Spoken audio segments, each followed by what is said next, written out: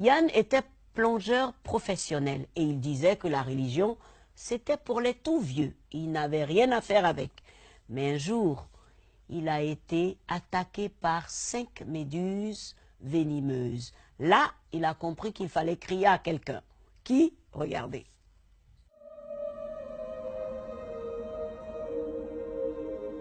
Je vivais vraiment en non-chrétien. À sortir, voyager, surfer, aller en boîte. Pour moi, la religion, c'était pour les vieux, pour les grands-mères et les dames âgées. Ian McCormack aimait l'océan. Plongeur émérite, rien ne le préparait cependant à ce qu'il allait traverser. Ian fut piqué par 5 cuboméduses. Une seule de ces méduses peut tuer un homme en 5 minutes. Ian n'était pas prêt à mourir. Lorsque j'ai été atteint, le pêcheur est devenu tout pâle. Il m'a dit, « Ian, une seule de ces méduses peut te tuer. » Je sentais le poison monter rapidement dans mon corps. Je savais qu'il me restait peu de temps. Quand on m'a mis dans l'ambulance, j'étais déjà complètement paralysé. J'avais peur, mais je me disais, qui sait, je vais peut-être m'en sortir. Y a-t-il une vie après la mort ?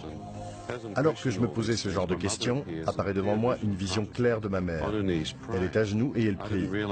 Je ne l'avais jamais réalisé, mais chez moi en Nouvelle-Zélande, ma mère était la seule chrétienne de la famille. Dieu lui avait montré mon visage en lui disant « Ton fils aîné Yann est tout près de mourir, prie pour lui maintenant ». Elle pria en disant « Invoque Dieu, peu importe si tu t'es éloigné de Dieu, mon fils, il te pardonnera ». J'ai donc demandé pardon à Dieu et j'ai immédiatement pensé au verset qui dit « Pardonnez à ceux qui vous ont offensé » et je me suis dit « Je peux faire ça aussi ».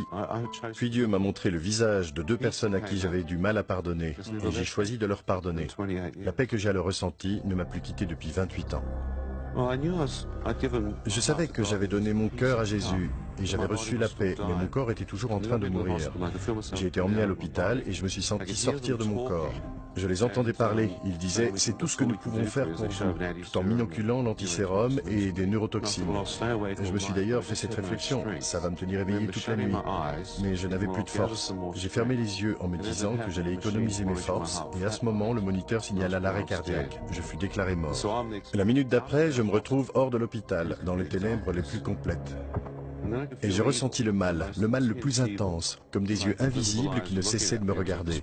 C'était des ténèbres spirituelles. J'entendais des hommes hurler dans ces ténèbres. Ils disaient « Tais-toi, tu mérites d'être ici ». J'ai dit « Mériter d'être ici » et un autre homme devant moi de répliquer « Tu es en enfer ». Je me suis alors dit que Dieu avait tous les droits de m'y envoyer. Cependant, j'ai tout de suite pensé à ma prière dans l'ambulance. Le moment d'après, une lumière radieuse transperçait les ténèbres et m'attirait au dehors. Puis j'ai vu un tunnel de lumière. Qu'est-ce que c'est ? J'étais attiré dans ce tunnel étroit. Jésus a dit, étroite est la porte, resserrez le chemin. Et j'avançais dans ce tunnel de lumière à la vitesse de la lumière. Des ondes de lumière apparurent et j'ai vu le plein rayonnement de la gloire de Dieu qui remplissait les cieux. Je me suis demandé, est-ce bien réel ? Et je me suis répondu à moi-même, eh bien si je suis hors de mon corps, je voudrais retourner. Et il m'a dit, Yann, si tu retournes, tu devras voir les choses sous une lumière nouvelle. Et j'ai dit, es-tu la véritable lumière ? Il me répondit, Yann, Dieu est lumière, et il n'y a point en lui de ténèbres. 1 Jean 1,5. Dieu est lumière.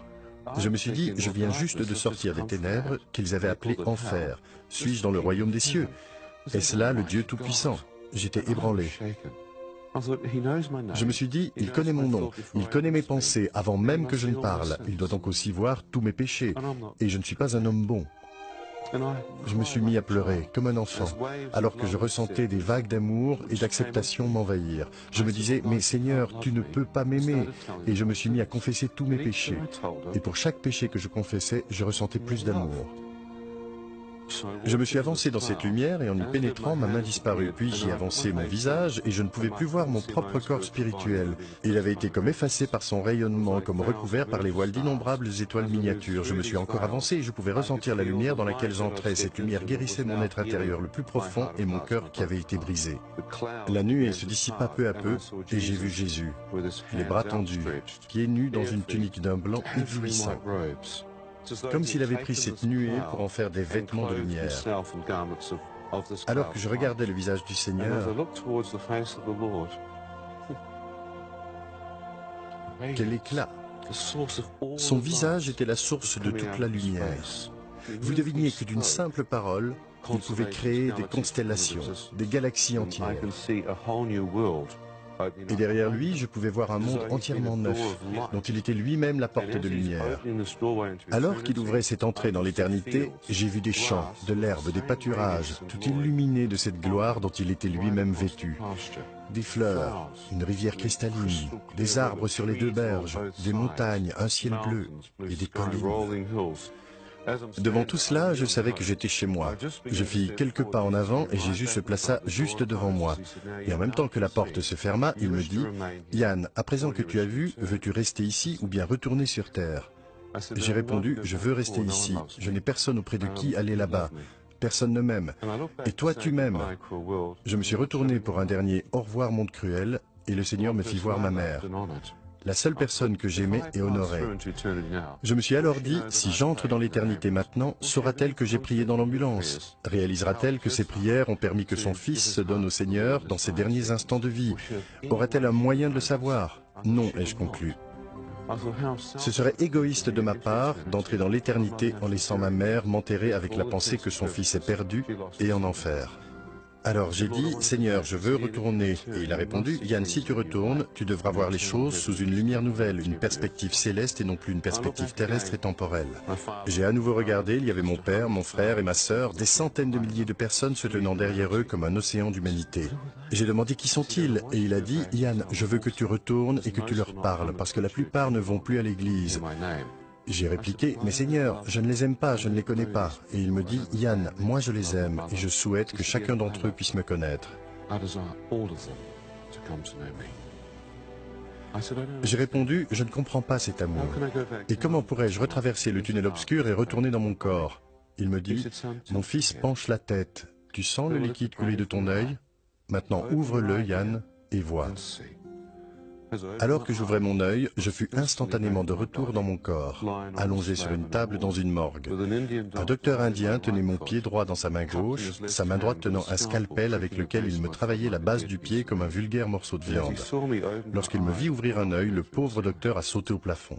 J'ai dit, « Seigneur, si c'est bien vrai, puis-je aussi voir de mon autre œil ?» J'ai tourné la tête sur la gauche et dans la porte, les infirmières qui s'étaient affairées sur moi aux urgences me virent. La terreur les prit et elles se bousculèrent l'une l'autre alors qu'elles tentaient de s'enfuir.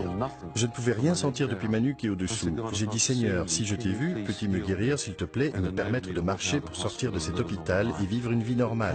Une puissance électrique descendit sur le dessus de ma tête. La mort était entrée par mon pied, à présent la vie revenait par ma tête. En à peine 3 ou 4 heures, j'étais complètement guéri et je pus sortir de l'hôpital sur mes pieds.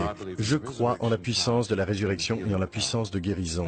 J'ai dit, « Seigneur, que m'est-il arrivé ?» Il répondit, « Tu es un chrétien né de nouveau. Lis la Bible. » J'ai dit, « Je ne sais pas ce qu'est un chrétien né de nouveau. Faut-il mourir et revenir à la vie ou quelque chose du genre ?» Il me dit, « Non, lis la Bible, mon fils. » En 6 semaines, c'était en 1982, j'ai lu toute la Bible. J'ai été pardonné de tous mes péchés lorsque j'ai prié dans l'ambulance.